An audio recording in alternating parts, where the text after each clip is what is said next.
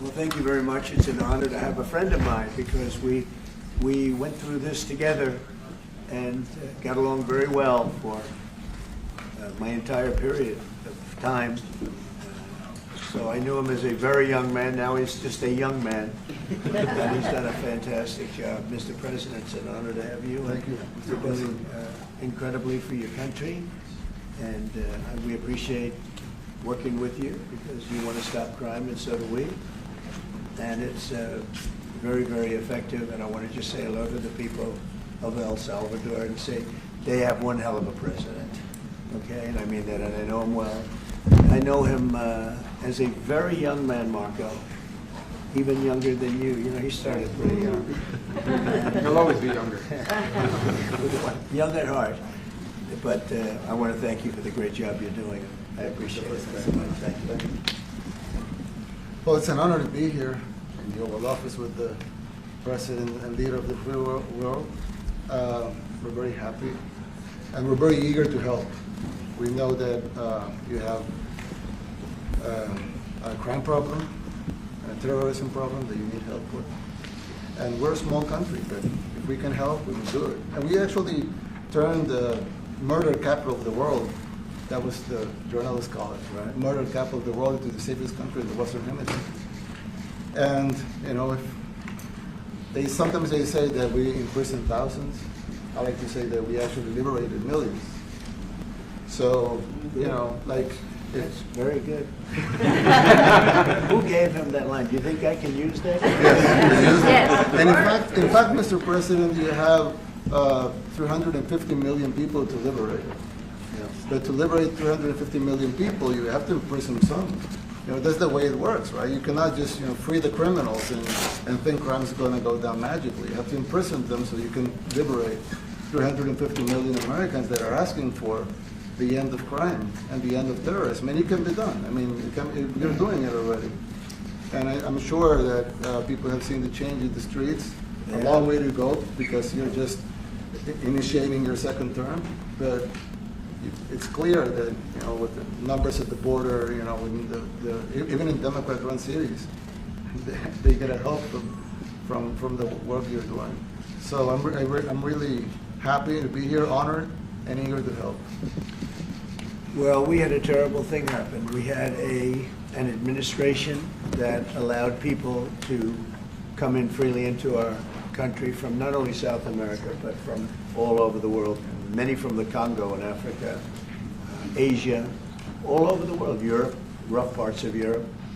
And they came from prisons, and they came from mental institutions, and they came from gangs, and the gangs of Venezuela and other places.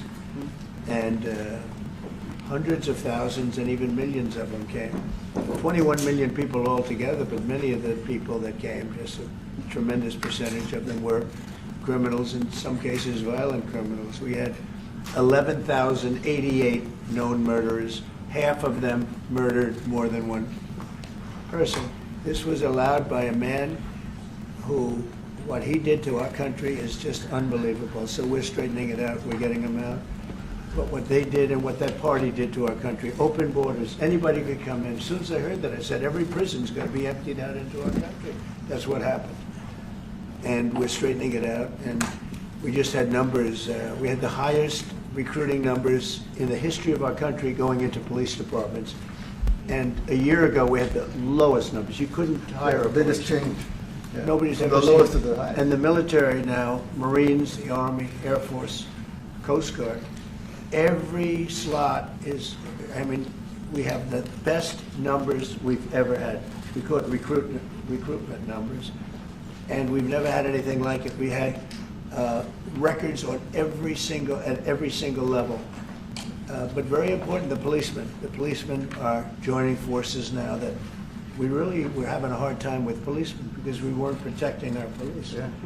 And we cherish our police. The police are great, and the firemen and everybody else. But we have the highest numbers that we've ever had, the most enthusiasm. Great enthusiasm and on trade and other things. We're doing great. We're taking in billions and billions of dollars. We made weeks ago, I gave them a little bit of a pause because, you know, you have to show a little flexibility, but we go back to what we have to do. The markets have been very strong once they got used to it, but we were losing $2 billion a day. There's no company big like this. This is the biggest deal ever made. Now we're making $3 billion a day. We're a great country, but we had stupid people running this country, and I can say it. But what they've done to us at the border should never and can never be forgotten. It's a sin, what they did, and you are helping us out, and we appreciate it.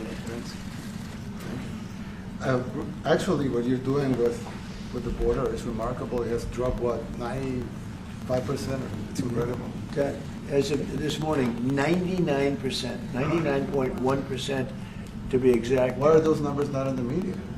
Well, they get out with the fake news, you know, like CNN over here doesn't want to put them out because they don't like putting out good numbers. They only like putting out because I think they hate our country, actually. Yeah, that's a very, but it's a shame. You're right. Isn't that a great question? Why doesn't the media? Why don't they put out numbers? Yeah, 99%. I mean, it's crazy, right? We're doing It's great. a crazy turnaround. Christy, could you maybe say a couple of words about the border? How we're doing?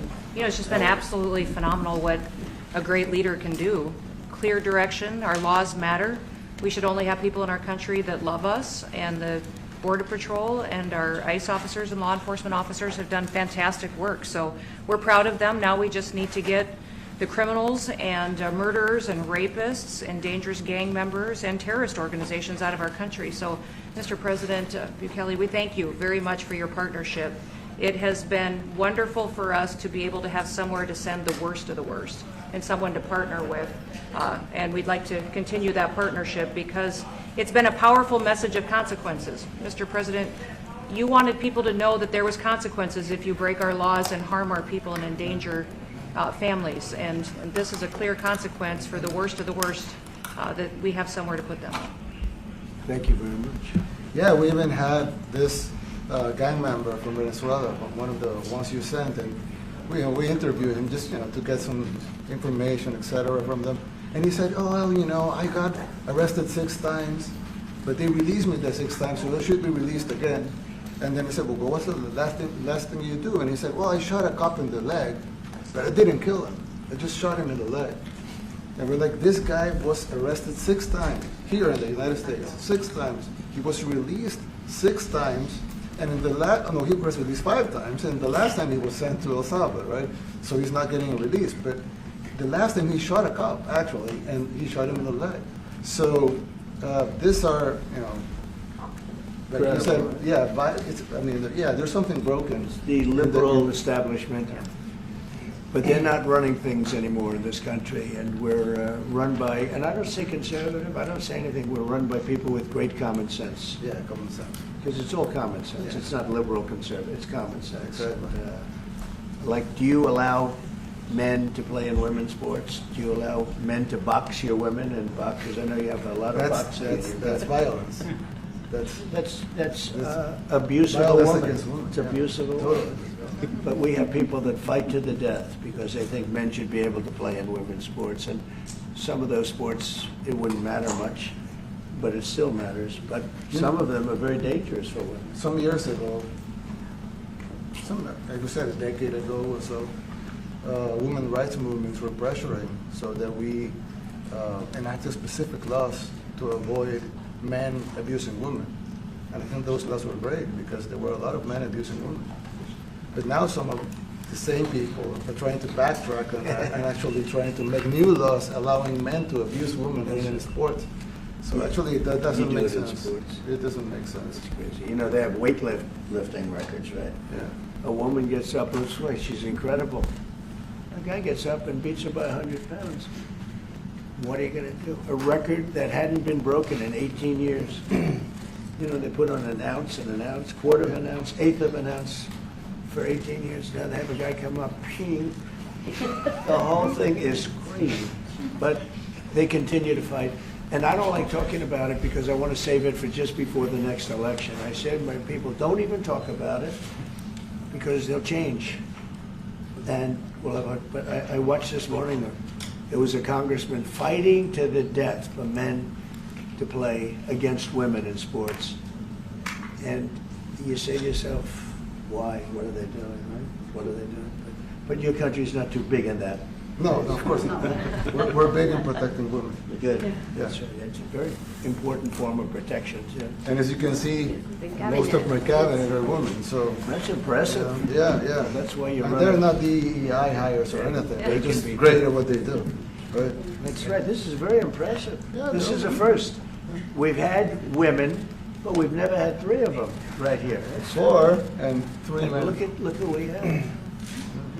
You guys feel a little bit mistreated? That's good. I like it.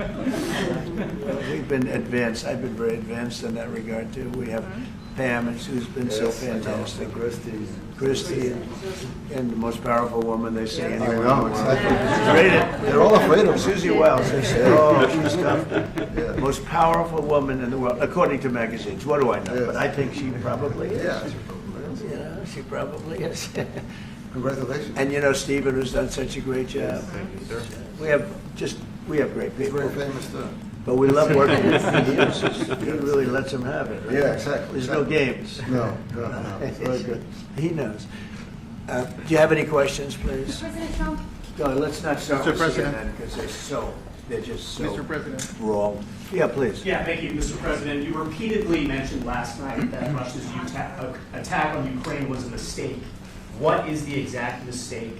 And have you given Putin a deadline to actually move toward a ceasefire? The mistake was letting the war happen. If Biden were competent, and if Zelensky were competent, and I don't know that he is, we had a rough session with this guy over here. He just kept asking for more and more. That war should have never been allowed to happen. That war, I went 4 years and Putin wouldn't even bring it up. And as soon as the election was rigged and I wasn't here, that war started. There was no way that war should have been allowed to happen. And Biden should have stopped it. And you take a look at Putin. I'm not saying anybody's an angel, but I will tell you, I went 4 years and it wasn't even a question. He would never, and I told him, don't do it. You're not going to do it.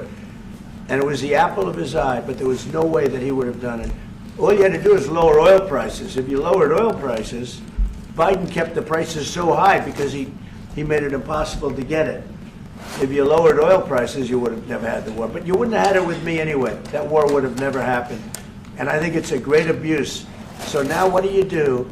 You get a country where 25% of its land is gone, and the best locations, where millions of people are killed. You know, you haven't reported accurately the death. And this was Biden's war, and I'm trying to stop it. And I think we're going to do a good job. I hope we're going to do it. They lose 2,500 young people a week, think on average. Now they're Russians and they're Ukrainians, but it's 2,000. We don't care. It's like whatever it is. Intolerable. They're not from your country. They're not from mine. But I want to stop it. 2,500. It's a killing field. It's like the Civil War. You take a look. I look at the satellite pictures. This should not be happening in our time. Of course, our time can be pretty violent, as we know. But that's a war that should have never been allowed to start. And Biden could have stopped it, and Zelensky could have stopped it, and Putin should have never started it. Everybody's to blame. Have you spoken to President Zelensky, sir, about his offer to purchase more Patriot missile batteries? Oh, I don't know. He's always looking to purchase missiles, you know. He's against, listen, when you start a war, you got to know that you can win the war, right? You don't start a war against somebody that's 20 times your size and then hope that people give you some missiles. If we didn't give them what we gave, remember, I gave them javelins. That's how they won their first big battle with the tanks that got stuck in the mud, and they took them out with javelins. They have an expression that Obama at the time, Obama gave them sheets and Trump gave them javelins. But there's something that should have never happened. It's a really shame. The towns are destroyed. Towns and cities are, you know, largely destroyed. They have the spires, you know, the beautiful spires that go up. They say they were the most beautiful in the world in Ukraine for whatever reason, but the most beautiful in the world, they're mostly laying on their side, shattered and broken. And most importantly, you have millions of people dead. Millions of people dead because of Three people. I would say three people. Let's say Putin number one, but let's say Biden, who had no idea what the hell he was doing, number two, and Zelensky. And all I can do is try and stop it. That's all I want to do. I want to stop the killing. And I think we're doing well in that regard. I think you'll have some very good proposals very soon. Last question, sir. Have you attributed a motive, have you attributed a motive through the FBI investigation behind the attack on Governor Josh Shapiro over the weekend? No, I haven't, but the attacker was not a fan of Trump, I understand, just from what I read and from what I've been told. The attacker basically wasn't a fan of anybody. It's probably just a whack job. And certainly a thing like that cannot be allowed to happen. Is your good relation with President Bukele the best guarantee that this time you won't terminate the temporary I have protected a status? great relationship with this man. I have the best relationship with him. We've known each other. I've known him since he was a very young man, as I said, very, very young, and I was impressed. I said, look how this guy is. In fact, you sort of look like a teenager. You look like a teenager. I said, what kind of a country is this? He grew up well in the last 5 years. Do you support the extension for nationals of El Salvador under I temporary support protected him. status? Do you plan to ask him? Do you plan to ask him? Let's hear the question from this very low-rated anchor at CB. Thank you, at President CNN. Trump. Do you plan to ask President Low Bukele rated. to help return the man who your administration says was Which mistakenly one is it? deported? The man who was mistakenly deported to El Salvador? Well, let me ask Pam, would you answer that question? Sure, President. First and foremost, he was illegally in our country. He had been illegally in our country. And in 2019, two courts, an immigration court and an appellate immigration court, ruled that he was a member of MS-13 and he was illegally in our country. Right now, it was additional paperwork had needed to be done.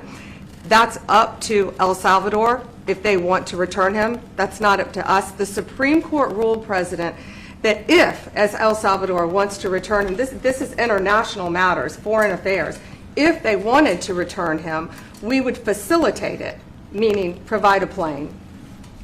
So will you return him, President And Bukele? you are doing a great job. Thank you. ¿Usted estaría Wait dispuesto a minute. Can you just also respond to that question? Because, you know, it's asked by CNN, and they always ask it with a slant, because they're totally slanting, because they don't know what's happening. That's why nobody's watching them. But would you answer that question also, please? Yes, gladly. So, as Pam mentioned, there's an illegal alien from El Salvador. So, with respect to you, he's a citizen of El Salvador. So, it's very arrogant even for American media to suggest that we would even tell El Salvador how to handle their own citizens as a starting point. As two immigration courts found that he was a member of MS-13. When President Trump declared MS-13 to be a foreign terrorist organization, that meant that he was no longer eligible under federal law, which I'm sure you know, you're very familiar with the INA, that he was no longer eligible for any form of immigration relief in the United States. So we had a deportation order that was valid, which meant that under our law, he's not even allowed to be present in the United States and had to be returned because of the foreign terrorist designation. This issue was then, by a district court judge, completely inverted, and a district court judge tried to tell the administration that they had to kidnap a citizen of El Salvador and fly him back here. That issue was raised with the Supreme Court, and the Supreme Court said the district court order was unlawful, and its main components were reversed 9-0 unanimously, stating clearly that neither Secretary of State nor the President could be compelled by anybody to forcibly retrieve a citizen of El Salvador from El Salvador, who again is a member of MS-13, which, as I'm sure you understand, rapes little girls, murders women, murders children, is engaged in the most barbaric activities in the world, and I can promise you, if he was your neighbor, you would move right away.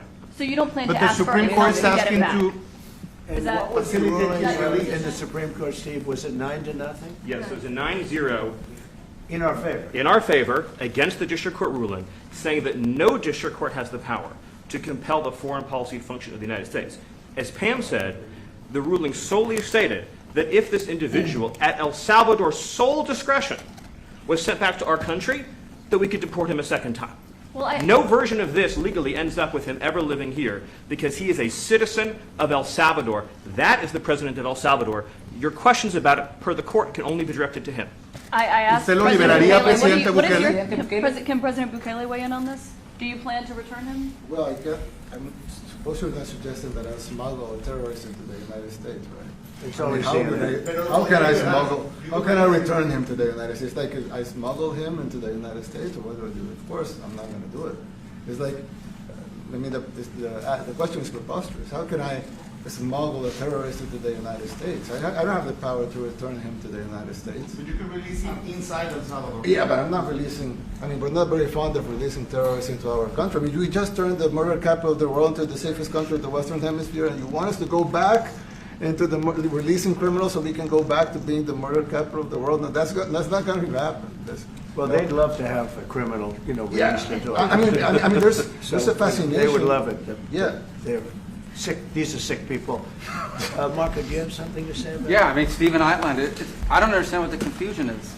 This individual is a citizen of El Salvador. He was illegally in the United States and was returned to his country. That's where you deport people, back to their country of origin. Except for Venezuela, that wasn't refusing to take people back, or places like that. I can tell you this, Mr. President. No, the foreign policy of the United States is conducted by the President of the United States, not by a court. And no court in the United States has a right to conduct the foreign policy of the United States. It's that simple. End of story. And that's what the Supreme Court held, by the way, to Marco's point. The Supreme Court said exactly what Marco said, that no court has the authority to compel the foreign policy function of the United States. We won a case 9-0, and people like CNN are portraying it as a loss, as usual, because they want foreign terrorists in the country who kidnap women and children. But President Trump, his policy is foreign terrorists that are here illegally get expelled from the country, which, by the way, is a 90-10 issue. Well, Mr. President, you said that if the Supreme Court said someone needed to be returned, that you would abide by that. You said that on Air Force One just a few days ago. And they said that it must be facilitated. Why don't you just say, isn't it wonderful that we're keeping criminals out of our country? Why can't you just say that? Why do you go over and over, and that's why nobody watches you anymore? You have no credibility. Please, go ahead. President Trump, thank you very much. How many illegal criminals are you planning on exporting to El Salvador? And President Bukele, how many are you willing to take from the U.S.? As many as possible. And I just asked the president, it's this massive complex that he built, jail complex. I said, can you build some more of them, please? As many as we can get out of our country that were allowed in here by incompetent Joe Biden through open borders. Open borders. You probably hear open borders and you can't even understand it because nobody can understand. Nobody smart or with common sense can understand it. So we have millions of people that should not be in this country that are dangerous. Not just people, because we have people, but we have millions of people that are murderers, drug dealers. They've been allowed to come into our country by other countries that were very smart. When they heard that this very low IQ president, and by the way, I took my cognitive exam as part of my physical exam, and I got the highest mark, and one of the doctors said, sir, I've never seen anybody get that kind of, that was the highest mark. I hope you're happy with that, although they haven't been bugging me too much to take a cognitive, but I did do my physical and it was released. I hope you're all happy with it. I noticed there's no question, so probably you are. But the cognitive, they said to me, sir, would you like to take a cognitive test? I said, did Biden take one? No. Did anybody take one? No, not too many people took them. I said, what about Obama? Did he take one? No, he didn't take one either. I said, let me be the only one to take one. But I've actually taken them 3 times already. I like taking them because they're not too tough for me to take. But we had a great physical exam, so I know you're going to ask that. And the doctors who are total professionals, Walter Reed Medical Center, they're great people. And I visited a soldier that was badly wounded, incredible soldier, lost his leg, and spent a lot of time with him. I mean, great with his mother. And it was really a very great thing. They do a phenomenal job. I just want to say, Walter Reed, I was there for, 5-6 hours. You were there with me. But I took a full physical, and it came out perfecto, so that's good. That means you've got me for a little longer. Would the U.S. be willing to pay for those facilities to be opened if new ones were going to be built? I'd do something. We'd help them out. Yeah, we help them. They're great facilities. very strong facilities, and they don't play games. I'd like to go a step further. I mean, I said it to Pam, I don't know what the laws are. We always have to obey the laws, but we also have homegrown criminals that push people into subways, that hit elderly ladies on the back of the head with a baseball bat when they're not looking, that are absolute monsters. I'd like to include them in the group of people to get them out of the country, but you'll have to be looking at the laws on that, Steve, okay? President How essential is it for you guys to be locking up these prisoners? And do you think more presidents should follow suit like you guys as far as taking a hard stance on crime here in the United States? Well, I do. I think everybody has to. I mean, the president said it better than anybody. He said, you know, you have liberty and you have to have liberty, but to have liberty, not everybody is going to be good. And, you know, some are bad because they're sick. They're mentally deranged. They're bad. Why do you think Then you have to take them, if you're going to have a country, you're going to have to take those people out. And we've been doing that. But this was like an unforced error, they would call it, where we had people that may hate our country, or maybe they're just stupid people. I think they're probably stupid people more so. A lot of people said they did it for the vote. But I did better with Hispanic people than they did, because I always use Hispanic. I did better. You people love me. I saw my poll numbers in your country. I'm through the roof, right? 91%. Some people think they do it for the vote. But they don't have to do it for the vote. They cheat, you know, they're professional cheaters. That's about the only thing they do well. So we just have had a great relationship, and it's become bigger because of a strange thing has happened. You know, I came back. We had no war in Ukraine. We had no war we had no October 7th Middle East problem. We had nothing. We had no inflation. We didn't have the Afghanistan, most embarrassing moment in the history of our country, the Afghanistan, not withdrawing, because I would have been out, you know, I had it all set to bring people out with dignity and pride. That was the worst, most embarrassing moment in the history of our country, Afghanistan. We didn't have any of that. You wouldn't have had the war with Russia, Ukraine. You wouldn't have had the Middle East problem because Iran was broke. They had no money because we had secondary sanctions on and lots of other sanctions. And now every single thing, got a problem with Iran, but I'll solve that problem. That's almost an easy one. We got to solve a war that should have never started, Ukraine and Russia, and we'll get that solved.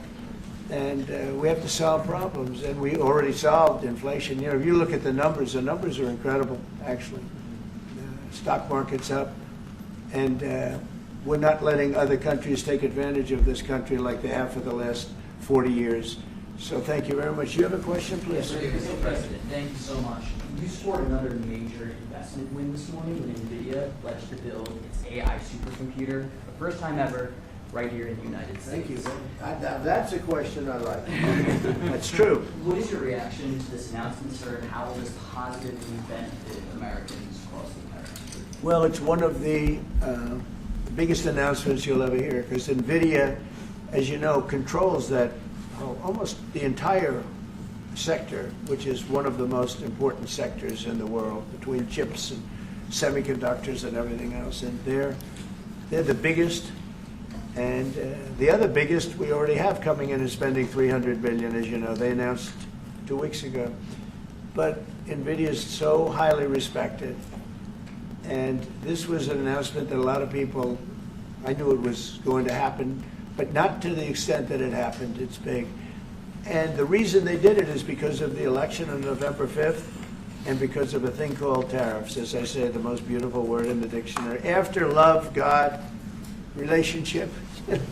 The press actually hit me and said, tariff is the most beautiful word in the dictionary. What about family, love, God? I got hit even on that. You understand? I said, okay. So now I say it's my 5th most favorite word, because they get you on anything. But that NVIDIA, it's one of the great companies of the world, modern, super modern companies, controls segments that nobody, you know, sort of controls the world in a sense, and they're coming in here in the biggest way with hundreds of billions of dollars. Not like millions of dollars, hundreds of billions of dollars, and I'm honored by it. And I want to thank Jensen and all of the people that we deal with. They're great people, they're brilliant people. And without tariffs, they wouldn't be doing it. Okay? Thank you very much. Yeah, Are you please. considering additional sanctions against Russia after their latest attack? And do you have an update on the rate and when you might announce Well, I semiconductor already have tariffs? sanctions on Russia. I put them there. If you remember, Nord Stream 2, that's the big pipeline that goes through Europe. I stopped it. That's Russia's pipeline, the largest pipeline, I think, in the world. Goes to Germany. And I stopped it. And when Biden came in, he approved it. And then they say, oh, I'm friendly with Russia. No. Putin said, you know, if you're my friend, I'd hate to see you when you're my enemy. I stopped the biggest economic job they ever had. I stopped it cold, right? It was dead. You know that, right? And Biden came in and he immediately approved it. What was that all about? And it's a pipeline that takes care of a lot of the needs. Now, you know, it was a very controversial thing, but I stopped it, and Biden approved it. Question? On tariffs, No, do you not have an you. update? Not Presidente The update today on Bukele, potential ¿qué valoraciones le semiconductor da tariffs Presidente and potentially Bukele? pharmaceuticals, What? semiconductor tariffs and potentially pharmaceuticals. Any update on Pharmaceuticals, that? we're going to do. We don't make our own drugs, our own pharmaceuticals. We don't make our own drugs anymore. The drug companies are in Ireland and they're in lots of other places, China. And all I have to do is impose a tariff. The more, the faster they move in. The higher the tariff, it's very simple. It's inversely proportional. The higher the tariff, the faster they come. And yeah, we're going to be doing that. That's going to be like we have on cars. We have, as you know, a 25% tariff on cars. We have a 25% tariff on steel and aluminum. And that's what that category fits right now. Do you have a percentage in mind and a timeline? I have a timeline, yeah, not too distant future. And we're doing it because we want to make our own drugs.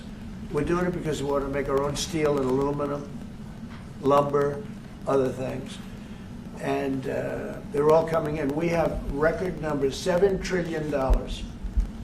Since I announced, like a month and a half ago, since I came in, we have over $7 trillion being invested in the country.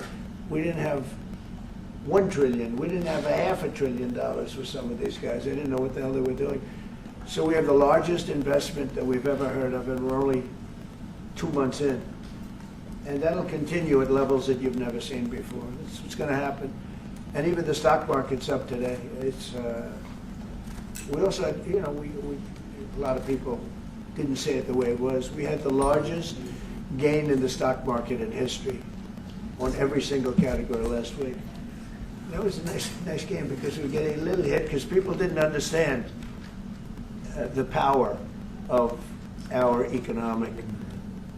our country economically if you use it right. Do you have something to say on that, JD? Yes, sir. I mean, look, for 40 years we have lost manufacturing capacity. Workers have seen their wages stagnate. And some of the most critical things that we need, from the pharmaceuticals, the drugs that we give to our children, the antibiotics that we give to our kids, to the weapons that we actually need to fight a war, if God forbid we had to fight a war, we don't make enough of that stuff. And so President Trump ran explicitly on changing that. Yes, as the President mentioned, it caused a little bit of disruption in the market, but I actually think over the long term, workers are going to benefit, stocks are going to go up, American businesses are going to benefit as we reinvest and reindustrialize our country. And the auto workers and the Teamsters and all of the unions, you know, not traditionally Republican, but I'm winning those unions by, we're up 40, 50 points on the Democrats. They're losing everything. They're losing everything because they just have policies that are not believable. They fight for policies that are 5% popular, and nobody knows who the 5% are. I mean, nobody can find the 5%. But if you go back to Ohio, and by the way, we have the great championship team from Ohio coming in today, right? Very big day. And that's going to be a little bit later. And that'll be, if you want to stick around, I'll introduce you to some nice people. You'll see some very large people, right? You'll see some people that even you have not seen people like this. These are big, these are 6'7", 380 pounds with no fat. Okay, that's pretty good, right? But the team, the national championship team, is being honored today at the White House, so that'll be exciting. If you're around, you want to stay around, I'll have you up there. You can tell them all about your prison, how you have to behave. Okay. Who else? On electronics. You said yesterday that you're making a decision on Iran very quickly. What do you mean by that? Is that a decision to strike They have to Iran? solve their problem very quickly. Iran wants to deal with us, but they don't know how. They really don't know how. We had a meeting with them on Saturday. We have another meeting scheduled next Saturday. I said, that's a long time. You know, that's a long time. So I think they might be tapping us along. But Iran has to get rid of the concept of a nuclear weapon. They cannot have a nuclear weapon. He can't have a nuclear weapon.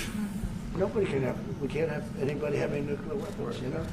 We can't have nuclear weapons. And I think they're tapping us along because we're so used to dealing with stupid people in this country. And I had Iran perfect. You had no attacks. You would have never had October 7th in Israel, the attack by Hamas, because Iran was broke. They were stone cold broke when I was president. And I don't want to do it. I want them to be a rich, great nation. The only thing is, one thing, simple. It's really simple. They can't have a nuclear weapon. And they got to go fast because they're fairly close to having one. And they're not going to have one. And if we have to do something very harsh, we'll do it. And I'm not doing it for us, I'm doing it for the world. And these are radicalized people, and they cannot have a nuclear weapon. Does that include a potential strike on Iranian nuclear facilities? Of course it does. And just a follow-up question, a clarification. You mentioned that you're open to deporting individuals that aren't foreign aliens but are criminals to El Salvador. Does that include potentially U.S. citizens fully naturalizing Iranian? If they're criminals and if they hit people with baseball bats over their head that happen to be 90 years old, and if they rape 87-year-old women in Coney Island, Brooklyn, yeah, that includes them. What, do you think there's a special category of person? They're as bad as anybody that comes in. We have bad ones too. And I'm all for it because we can do things with the president for less money and have great security. And we have a huge prison population. We have a huge number of prisons, and then we have the private prisons, and some are operated well, I guess, and some aren't. But he does a great job with that. We have others that we're negotiating with too. But no, if it's a homegrown criminal, I have no problem. Now, we're studying the laws right now. Pam is studying. If we can do that, that's good. And I'm talking about violent people. I'm talking about really bad people. Really bad people. Every bit as bad as the ones coming in. And I made the statement when I heard about this a long time ago now, 4 years ago. When I heard that this guy was having open borders, I said every single criminal from all over the world is going to be dumped into our country. And that's what happened. The jails of the Congo were emptied out. The jails of Venezuela were emptied out. And you know what happened? Their crime went way down. But now Venezuela has other problems. You know what the problem is? They have no money. Yeah. Because I shut off their oil, and we put secondary tariffs because they're not doing what's right over there. They know what to do. We spoke to them. I spoke to them. They know what to do. But they have no money. Venezuela has no money. But Iran had no money. And Iran behaved so beautifully. And then Biden took all those secondary tariffs on tariffs on. I told China, you can't buy oil. If you buy oil from Iran, China, I told it to President Xi, then we no longer want you to do business with the United States of America. And those ships disappeared from that harbor so quickly. China. Get along great with China. Are the talks with Iran productive? Do you want to continue that? The talks with Iran, do you believe those are productive? Do you want to continue that? I think Iran could be a great country as long as it doesn't have nuclear weapons. If they have nuclear weapons, they'll never get a chance to be a great country. They will never get a chance. It won't even come close. Sir, on tariffs. Yeah. Yeah, thank you. Yesterday you mentioned short-lived product exemptions. Which specific products are you considering, and how long is short-lived? Weeks, months? I'm looking at something to help some of the car companies where they're switching to parts that were made in Canada, Mexico, and other places. And they need a little bit of time because they're going to make them here. But they need a little bit of time. So I'm talking about things like that. What about any Apple products, other cell phones? Look, I'm a very flexible person. I don't change my mind, but I'm flexible. And you have to be. You just can't have a wall and you'll only go. No, sometimes you have to go around it, under it, or above it. There'll be maybe things coming up. I speak to Tim Cook. I helped Tim Cook recently, and that whole business. You know, I don't want to hurt anybody, but the end result is we're going to get to the position of greatness for our country. We're the greatest economic power in the world if we're smart. If we're not smart, we're going to hurt our country very badly. We lost with China over the Biden years trillions of dollars on trade, trillions of dollars, and he let them fleece us. And we can't do that anymore. And you know what? I don't blame China at all. I don't blame President Xi. I like him. He likes me. I mean, you know, who knows? Who the hell cares? Do you have any updates on talks But you know with what? China? What? Do you have any updates with talks with China? No, let me just tell you this. I don't blame China. I don't blame Vietnam. I see their meeting today. Is that wonderful? That's a lovely meeting. They're meeting like trying to figure out how do we screw the United States of America? Don't forget, the European Union was formed to do just that. The European Union was formed to hurt the United States and on trade. And they get us on NATO because they don't pay their bills. But now, since I got involved, they have been paying their bills. I took in over $600 billion for NATO. Nobody took in anything. I mean, they were all delinquent. They had 8 nations out of 28 paid their bills. The rest of them were way delinquent. And I said, if you don't pay your bills, we're not going to protect you anymore. And the money poured in over 600. The Secretary General last week made that statement. He said, I've never seen anything like it. We couldn't get anybody to pay because the United States was footing the bill for NATO. Well, we got hurt there, and we got hurt on trade, likewise, European Union. And they've got to come to the table, and they're trying to. They're trying to. But the European Union has taken terrible advantage. They don't take our food products. They don't take our cars. We have millions of their cars, BMW, Volkswagen, Mercedes-Benz, many others. They come in by the millions. They don't take, there are no Chevrolets in Munich, I can tell you that. I said to Angela Merkel when she was there, as she was letting millions of people infiltrate Germany, which was not so good from, we would call them illegal immigrants, but she made them legal. But I said to her, and I get along with her very well, I said, how many Chevrolets do we have in Munich or Frankfurt? Why, none, Donald, none. I said, you're right. And yet we take in millions and millions of cars. No, those days are over. How long do you Okay, think the exemption? thank you very much, everybody. Thank you, guys. Thank you, guys. Thank you, guys. Mr. President, do you have any comment on the FTC's case against Meta and Mark Zuckerberg? Thank you, Press. Thank you, Nayib. Thank you.